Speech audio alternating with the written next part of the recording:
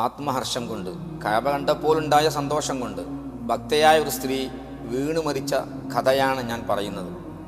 അള്ളാഹുവിൻ്റെ ഹറമിൽ പോകണമെന്ന് ആഗ്രഹിച്ചു വർഷങ്ങളോളം. പക്ഷേ സാമ്പത്തിക ചുറ്റുപാട് സാധിച്ചില്ല. പ്രായമുള്ള സമയത്താണ് അവിടെ എത്താൻ കഴിഞ്ഞത്. മസ്ജിദുൽ ഹറാമിലേക്ക് എത്തിയ ഉടനെ അള്ളാഹുവിൻ്റെ ബൈത്ത് എവിടെ എന്ന് ചോദിക്കുന്നുണ്ട് ആളുകളോട്. അവരോ പറഞ്ഞു അതാ അള്ളാഹുവിൻ്റെ വീട്. ആ സഹോദരി കഅബ എന്ന് പറഞ്ഞ് ഓടി അള്ളാഹുവിൻ്റെ ബൈത്തുൽ അതീഖിലേക്ക് ഓടി ചെന്നിട്ട് ശരീരം കഅബയിലേക്ക് അമർത്തിപ്പിടിച്ച് കില്ല പിടിച്ച് അല്പസമയം കഴിഞ്ഞപ്പോൾ സന്തോഷത്തിൻ്റെ ആധിക്യം കൊണ്ടാവാം ഹൃദയം പിടിപ്പ് നിന്നുപോയി. ആ സ്ത്രീ വീണു മരിച്ചു. സ്ത്രീയുടെ പേര് സൗദ എന്നാണെന്നും ഉമ്മു സുഫാൻ എന്നാണെന്നും പറയപ്പെടുന്നുണ്ട്.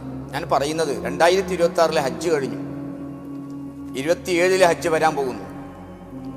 പണമുള്ളവർ, ഹജ്ജിന് സാധിക്കുന്നവർ മക്കയിൽ പോകണം, ഹറമിൽ പോകണം, അള്ളാഹുവിൻ്റെ വിശുദ്ധമായ ഹജ്ജും ഉംറയും ചെയ്യണം.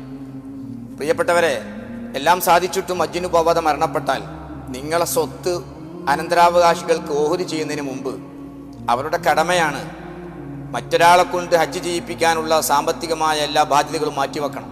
കാരണം അത് ദൈനുള്ളയാണ്, അള്ളാഹുമായുള്ള കടമാണ്. ആ കടം തീർക്കാതെയാണ് പലരും മരിച്ചു പോകുന്നത്.